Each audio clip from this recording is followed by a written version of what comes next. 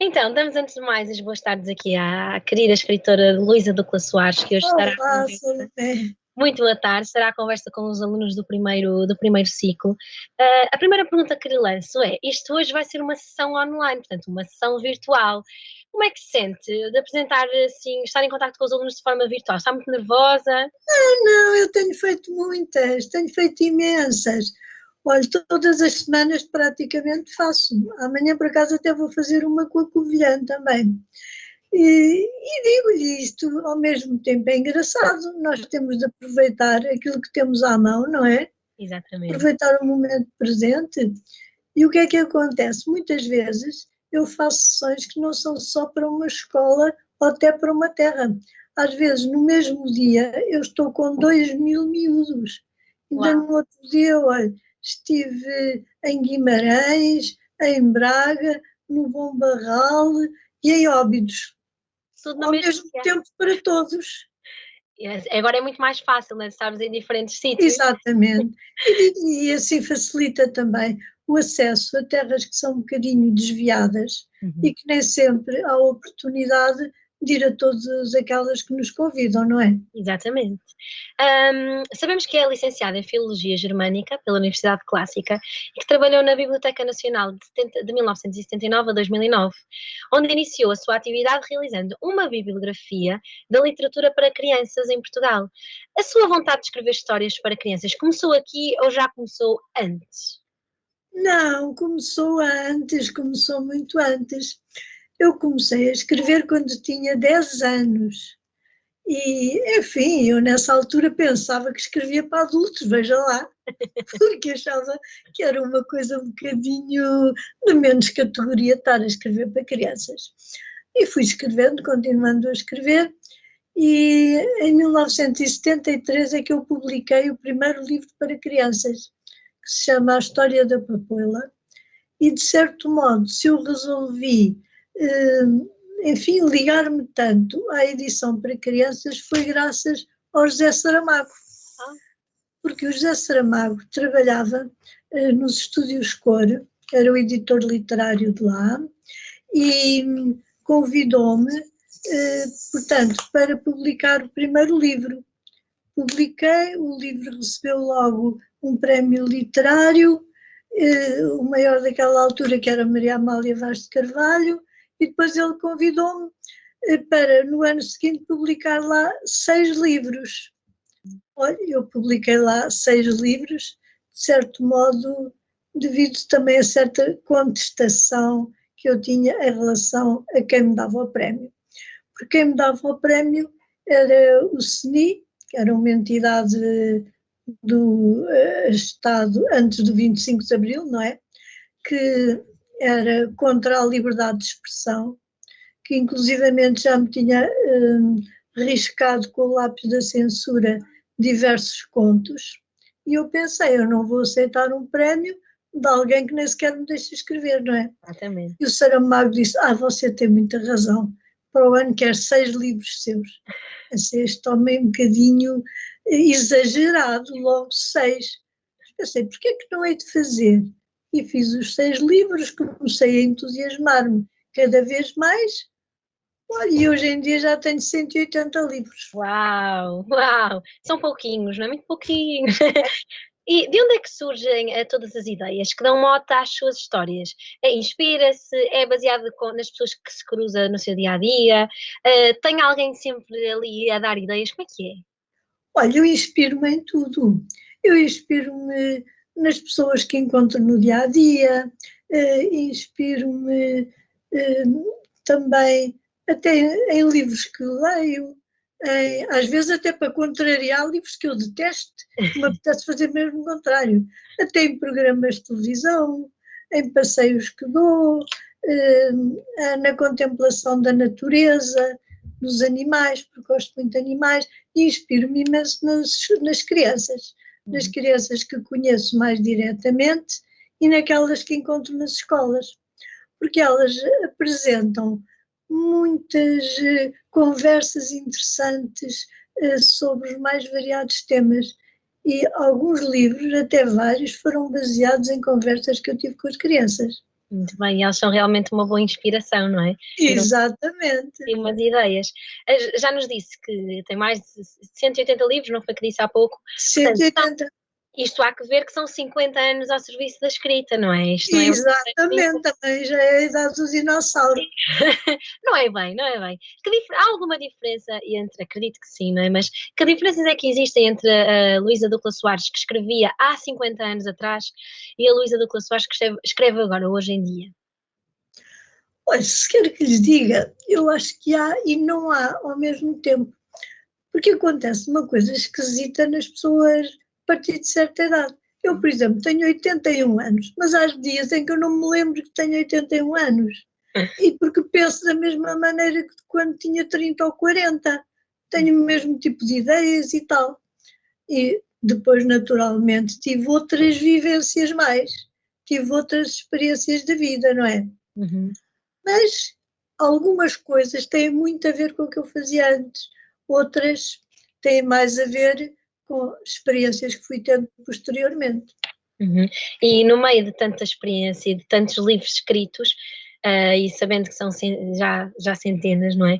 Um, Será que há algum livro, alguma história que escreveu e que foi muito marcante por algum motivo em particular? Ou pelo contexto em que foi escrita, ou pela ideia que surgiu, ou a maneira como ela surgiu? Há alguma história que consiga destacar, ou algum conto dos seus, de todos? Se quer que te diga, eu antes pensava isso que talvez conseguisse destacar. Hoje eu cheguei a uma conclusão diferente. É que os livros são, de certo modo, como filhos dos escritores.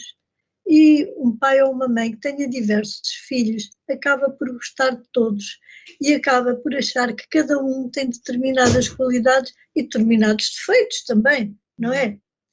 E que o conjunto deles todos é que me define. Enfim, mas houve alguns que na altura foram importantes para mim. Olha, eu gostei muito de escrever um livro que era O Soldado João, que escrevi no tempo da Guerra Colonial e era sobre um soldado que detestava guerras e só queria empatar a guerra para que ela se não realizasse e não morresse ninguém. Por acaso gostei muito de escrever esse livro, mas quer dizer, dado o contexto também em que nós estávamos, não é? Exato. E tenho gostado de escrever muitos livros, gosto muito de escrever poesia, tenho escrito muitos livros de poesia e adoro escrever poesia. Olha, eu também gosto de escrever, gostei de escrever gosto de fazer recolhas, recolhas etnográficas. Este sobre o qual eu vou falar hoje com os miúdos, Sim. são contos para rir, que são baseados em contos tradicionais portugueses. É que eu dei assim uma volta, reviravolta, porque eles passaram por dentro de mim. Quem conta um conto acrescenta um conto e modifica às vezes certas coisas, não é? Exato. E também gostei porque eu gosto muito do humor. E acho que o humor é, de certo modo, uma pedrada no charco em que nós vivemos. Faz-nos rir, por um lado, mas também nos faz pensar e ter uma atitude crítica perante as coisas. Exato. E há pouco falou do contexto, portanto, ter, por exemplo, uma história que foi dentro do contexto da guerra colonial. Para este contexto do coronavírus, já lhe surgiu alguma história? Já história, eu acho que não. Surgiu-me um poema que eu publiquei num blog, e sobre o qual fizeram uma canção, inclusivamente um bailado. Uau! Portanto, já tem aí toda uma história que já dá origem a outras artes. É verdade, porque eu acho que as artes também se ligam umas com as outras. Eu, por exemplo, trabalho muito com músicos. Eu tenho para aí uns 12 livros que são livros CDs, porque acho que a poesia nasceu com a música. Por isso é que ela tem aquele ritmo, rimas, tudo isso, porque é uma coisa altamente musical. E gosto de levar novamente a poesia para a música. Uhum. Portanto, com música também, olha, até também já no Conservatório Nacional assisti, que talvez há 2 anos, a um final de curso em que eles apresentavam um livro meu, que era O Rapaz de Nariz Comprido, Uhum. que eles faziam aquilo em balé. Que giro. Quer dizer, e depois com umas projeções de slides, mas Uhum. era um espetáculo inteiro sobre aquele livro. Uhum. E achei que era uma coisa fantástica, por acaso. Nunca pensei, ao escrever o livro, que aquilo se pudesse transformar num balé, não é? Exatamente. Mas às vezes há situações assim engraçadas, não é? Exatamente. Em que as artes se cruzam e Esperadas. depois geram outra coisa nova, mas que vai ao encontro de todo o ponto inicial, não é? Exato. E para as crianças a arte é muito importante, não é? Mas agora vamos focar um pouco no caso da leitura. Qual é que acha que é a importância das histórias, dos contos, da leitura para as crianças que estão no primeiro ciclo e também as crianças do pré-escolar? Eu acho que a leitura é mesmo fundamental, porque uma coisa é nós ouvirmos uma história, outra coisa é vermos a história no YouTube, não é? Exato. Lê-la é muito diferente. E o que está a acontecer hoje imenso é que muitas crianças estão-se a desligar dos livros justamente por causa da informática. Quando a informática é um complemento e não vai destruir a literatura.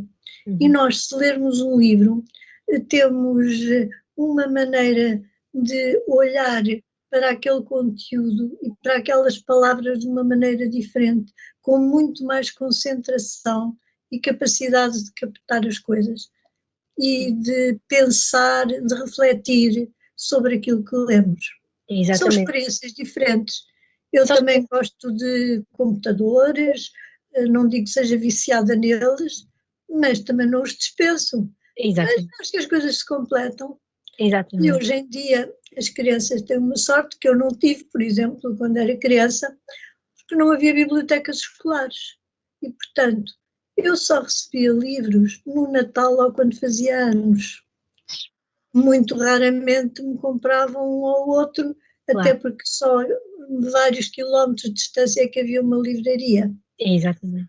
Hoje em dia, qualquer criança, seja qual for a sua capacidade económica, tem uma larga oportunidade de ler. Uhum. Vai à biblioteca, se às vezes não sabe bem o que há de ler, há as professoras bibliotecárias que elas têm um papel essencial. Muitas vezes as pessoas não falam delas, mas elas têm um papel muito importante na dinâmica da leitura e aconselham os miúdos e fazem também atividades eh, de incentivo que são mesmo muito giras. Portanto, acho que hoje todas as crianças têm a oportunidade de ler. No meio de tantos livros e das bibliotecas e realmente o acesso imenso que sabemos que as crianças agora, felizmente, e os jovens e os adultos têm este acesso aos livros mais facilitado, o contacto com os escritores não é todos os dias que se tem, não é? Apesar de isto agora com o Facebook facilmente se manda uma mensagem e temos o feedback, mas o que nós queremos saber era que mensagem é que Luísa Ducla Soares gostaria de deixar aos nossos alunos do primeiro ciclo da Escola Global. Que mensagem tem para eles? Olha, a primeira mensagem que eu tenho é: vocês procurem ser felizes e fazerem as pessoas à vossa volta felizes também. Porque o que importa não são só os livros, é também a vida, não é? Exatamente. Mas, como escritora, então também posso deixar uma mensagenzita nesse sentido. E então, eu aconselho-vos também, agora então que de vez em quando há estes confinamentos, embora mais pequenos, que vocês aproveitem esse tempo em que estão em casa para lerem, porque muitas vezes os miúdos estão desejosos e têm razão, para isso gostam de ir brincar ao ar livre com os colegas, fazer uma série de atividades que agora não é fácil fazerem. E então nós temos de arranjar substitutos, não é? Exatamente. E a leitura acho que é um dos melhores substitutos. E além disso, depois eles vão passar a ter melhores notas, e que também conta, não é? Vão passar a dominar muito melhor a língua portuguesa, a não dar erros de ortografia, porque se nós lermos as palavras bem escritas, não precisamos de estar a escrever 3 vezes a mesma palavra, nós lemos 3 vezes sem dar por isso Exato. e escrevemos sem erros. Uhum. E além disso, podemos nos divertir, porque um livro serve para ensinar, serve para divertir, serve para sonhar, serve para viajar. Agora, é tão difícil viajar. Nós pegamos num livro que se passa na selva africana e de repente nós estamos em África, viajamos, não pagamos bilhete. Depois pegamos num outro livro que se passa em Nova Iorque e nós estamos no alto de um arranha-céus e tal. Depois pegamos num terceiro, estamos no Japão e também viajamos no tempo. Podemos estar no tempo dos dinossauros, podemos estar no tempo do Afonso Henriques, podemos estar na atualidade e podemos estar no século XXIII noutro planeta. Já pensou? É verdade. Portanto, nós com um livro podemos fazer tantas coisas. É verdade, não é? Apenas com um livro viajamos, fazemos coisas diferentes, estamos em sítios diferentes e às vezes somos pessoas diferentes também, não é? E Exato. é dizer que também os bons leitores enquanto crianças, se formos bons leitores enquanto crianças, também continuaremos a ser enquanto adultos, não é? Até ao final da nossa Claro. vida. Muito obrigada, Luísa Ducla Soares, por esta entrevista. Eu é que agradeço. Olha, daqui mando um abraço a todos os ouvintes e a todos desejo boas leituras, a todos desejo que se afastem desse bicharoco malvado que anda por aí e se ele andar perto ponham as máscaras e tenham cuidado porque nós defendemos a nossa saúde e a saúde dos outros, não é? Exatamente, exatamente. Muito obrigada por esses conselhos Adeus. e vamos nos vendo por aí. Obrigada. Exato, tudo de bom.